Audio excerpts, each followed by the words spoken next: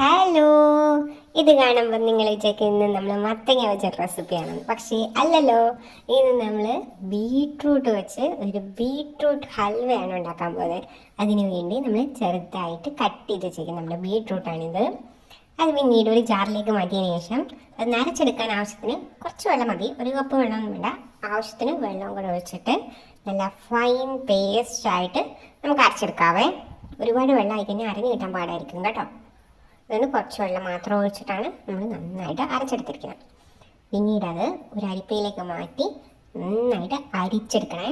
നമ്മൾ ഇതിൻ്റെ കൊന്തൊന്നും എടുക്കുന്നത് ജ്യൂസ് മാത്രമാണ് എടുക്കുന്നത്. കൊന്ത് വേണമെങ്കിൽ നമുക്ക് ഫേസിലൊക്കെ യൂസ് ചെയ്യാം, ഫേഷ്യൽ ചെയ്യാനോ ഒക്കെ ബീട്രൂട്ട് നല്ലതാണല്ലോ. സ്കിന്നൊക്കെ നന്നായിട്ട് ഗ്ലോ ആയി കിട്ടും നമുക്ക്. അപ്പോൾ നമ്മൾ ജ്യൂസ് മാത്രമാണ് നമ്മുടെ ഹൽവയ്ക്ക് വേണ്ടി എടുക്കുന്നത്. നന്നായിട്ട് എല്ലാ ജ്യൂസും കിട്ടുന്ന പോലെ നന്നായിട്ട് ഞെക്കി പിഴിഞ്ഞ് നമ്മൾ എടുത്തിട്ടുണ്ട് ഇവിടെ. അപ്പം ഈ ഒരു ക്വാണ്ടിറ്റിയിൽ നമ്മൾ ജ്യൂസ് എടുത്തിട്ടുണ്ട്. ഇവിടെ നമ്മൾ ഓയിൽ ഫ്രീ ആയിട്ടാണ് ഹൽവ ഉണ്ടാക്കാൻ പോകുന്നത്. അതുകൊണ്ട് തന്നെ ഒരു പാൻ ചൂടാക്കിയിട്ട് ഡയറക്റ്റ് ആയിട്ട് നമ്മളിവിടെ എടുത്ത് വെച്ചിരുന്ന ജ്യൂസ് അങ്ങ് നമ്മുടെ പാനിലേക്ക് ഒഴിച്ചു കൊടുക്കുകയാണേ. അതിലേക്ക് ഇനി നമ്മൾ കുറച്ചൊന്ന് ജസ്റ്റ് ഒന്ന് ചൂടായി കിട്ടുമ്പോൾ തന്നെ പിന്നീട് ഹൽവ ഒന്ന് കട്ടിയാവാൻ വേണ്ടി നമ്മുടെ കോൺഫ്ലവർ ഒന്ന് ആഡ് ചെയ്യാൻ പോവാണേ.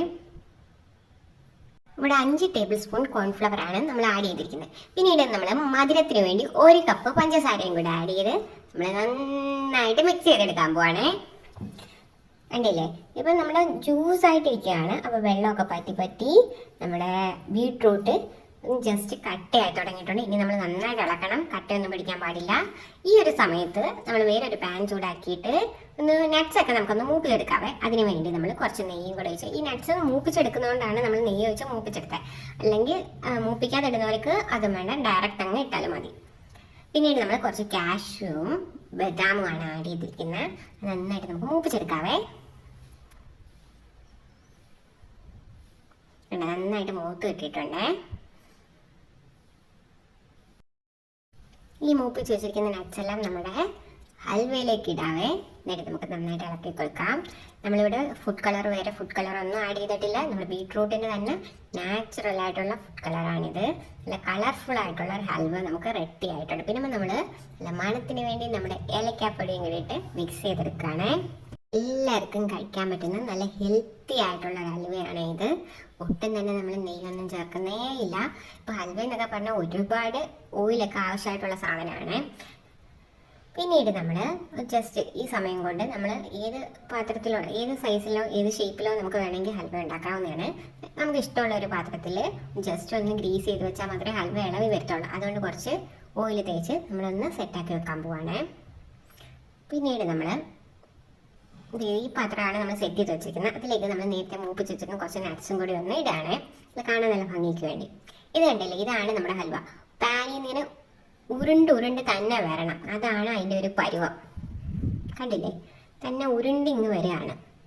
ഒട്ടി ഇരിക്കാൻ പാടില്ല, നല്ലതായിട്ട് ഉരുണ്ട് ലൂസായിട്ട് ഇങ്ങനെ അതിനകത്ത് ഓടി നടക്കണം. അതാണ് ഹൽവയുടെ പരുവം. ഇനി ഇത് നമുക്കൊന്ന് ഷേപ്പ് ചെയ്തെടുക്കാവേ. ഇതാണ് നമ്മുടെ ഹൽവ. അതിലേക്ക് നമ്മൾ മൂപ്പിച്ച് വെച്ച് നമ്മുടെ ഹൽവയ്ക്ക് വേണ്ടുന്ന നട്ട്സും കൂടെ ആഡ് ചെയ്യാവേ. നമുക്ക് ഇഷ്ടമുള്ള നട്ട്സൊക്കെ ആഡ് ചെയ്യാം. എള്ളൊക്കെ ആഡ് ചെയ്യുകയാണെങ്കിൽ നല്ല ഭംഗിയായിരിക്കും കാണാൻ. എൻ്റെ കയ്യിൽ എള്ളില്ലാത്തതുകൊണ്ടാണ് ഞാൻ ആഡ് ചെയ്യുന്നത്. പിന്നീട് നന്നായിട്ട് തണുത്താൽ മാത്രമേ നമ്മൾ കട്ട് ചെയ്യാൻ പാടുള്ളൂ. ഏകദേശം 2 മണിക്കൂറൊക്കെ തണുത്തതിന് ശേഷം നമുക്ക് ജസ്റ്റ് ഒന്ന് കട്ട് ചെയ്യാൻ മതി. അപ്പോഴത്തേക്ക് നമ്മുടെ ഹൽവ വീണോളും. കണ്ടില്ലേ, സൂപ്പർ ടേസ്റ്റി ആൻഡ് സിമ്പിൾ ആയിട്ടുള്ള ബീട്രൂട്ട് ഹൽവ ഇവിടെ റെഡി ആയിരിക്കുകയാണ്. കണ്ടില്ലേ, എന്താ കാണാൻ നല്ല ഭംഗിയല്ലേ. അത് ഈസിയുമാണ് ഉണ്ടാക്കാനും. ഇവിടെ ഞാൻ നോൺ സ്റ്റിക്ക് പാനാണ് യൂസ് ചെയ്തത്. അല്ലാതെ നമ്മുടെ നോർമലായിട്ടുള്ള പാത്രമൊക്കെ ആണെങ്കിൽ നമുക്ക് ഒരിക്കലും എണ്ണയില്ലാതെ ഹൽവ ഉണ്ടാക്കാൻ പറ്റത്തില്ല. നോൺ സ്റ്റിക്ക് പാത്രമാണെങ്കിൽ മാത്രമേ പറ്റത്തുള്ളൂ. അതെല്ലാവരും ശ്രദ്ധിക്കേണ്ടതാണ്. അല്ലെങ്കിൽ പിന്നെ നമുക്ക് അടുക്കി പിടിക്കാനുള്ള ചാൻസ് ഉണ്ടോ ഒത്തിരി ആകുമ്പം. നമ്മൾ നന്നായിട്ട് ഇളക്കണമല്ലോ. അതുകൊണ്ട് നോൺ സ്റ്റിക്ക് പാത്രത്തിൽ മാത്രമേ നമുക്ക് എണ്ണയില്ലാതെ ഉണ്ടാക്കാൻ പറ്റത്തുള്ളൂ. അപ്പോൾ എല്ലാവരും ട്രൈ ചെയ്ത് നോക്കണം. Thank you for watching.